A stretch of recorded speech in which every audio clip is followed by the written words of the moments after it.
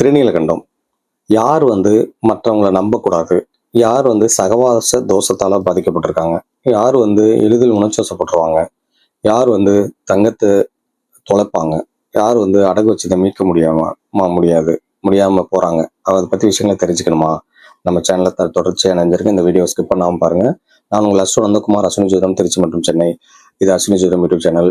Subscribe பண்ணிக்கோங்க, நண்பர்களையும் share பண்ணுங்க, மறக்காம நோட்டிஃபிகேஷன் எனேபிள் பண்ணிக்கோங்க.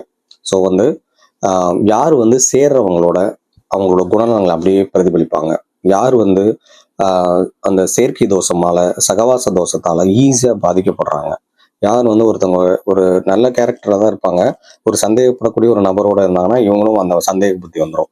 ஒரு கோவப்படுற நபர் இருந்தாங்கன்னா இவங்களும் அந்த மாதிரி கோபமாயிரும். ஒரு கடன் வாங்கிக்கிட்டே இருக்கவங்க அவங்க கூட சேர்றாங்கன்னா இவங்களும் கடன் வாங்குற சூழ்நிலை ஏற்படும். ஒரு ஒரு புரணி பேசக்கூடிய இல்ல வேற ஏதாவது ஒரு கெட்ட சுபாவம் உள்ளவங்களோட பழகுறாங்கன்னா இவங்களுக்கும் அந்த கெட்ட சுபாவங்கள் ஈஸியா யாருக்கு வந்துடும் அப்படின்னு பாத்தீங்கன்னா, இது ஒரு முக்கியமான விஷயம் இருக்குதுல்ல, அதை தொடர்ச்சியா சொல்றேன்.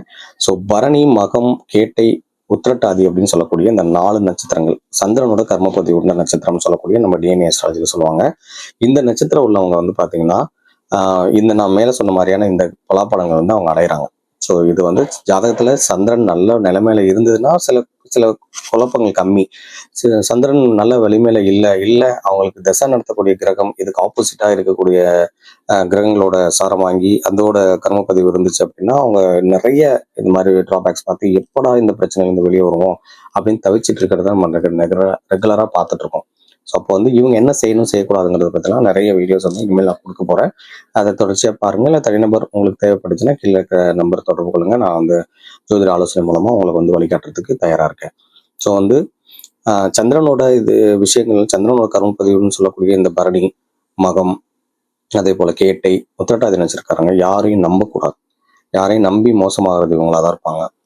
நிலை மாறிக்கிட்டே இருக்கவங்களா தான் இருப்பாங்க. அடிக்கடி ரொம்ப தூரம் டிராவல் பண்ண வேண்டிய நிலைமை, இல்லை டெய்லி ஒரு இடத்துல இருந்து அடுத்த பரபரப்பா இயங்கிட்டு இருக்கிறவங்க, நிறைய வேலைகளை பெண்டிங் வச்சு செய்யறவங்க, அதாவது நாளைக்கு பார்த்துக்கலாம் அப்புறம் பார்த்துக்கலாம் செஞ்சு கொடுக்குறேன்னு சொல்லிட்டு அந்த டைமுக்கு ஓடுறவங்க, அப்புறம் ஒரு டைமிங்கே கீப் பண்ண முடியலன்னு சொல்லி அவங்களே நொந்துக்கிறவங்களா இருப்பாங்க. சந்திரன் நல்ல நிலைமையில இல்லாதவங்களா தான். இதெல்லாம் சரி பண்ணிக்க முடியுங்கிறத நான் ஒரு வீடியோஸ்ல கொடுக்குறேன்.